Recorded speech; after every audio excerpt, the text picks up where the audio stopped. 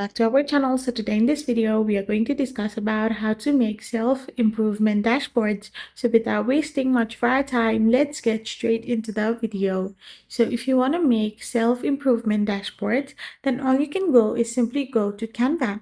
Once you go in Canva, you can tap on the template section, and in the search template, you can simply write self-improvement dashboard. Once you have written this, hit the search button and you can get different kind of styles that will help you design your self-improvement dashboard.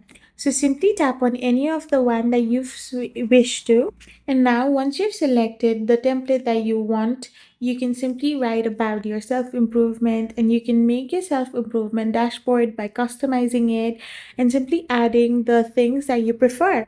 You can add your habits, your personal development, managing stress or energies, and time effectiveness, and you can add everything in this self improvement dashboard made by yourself.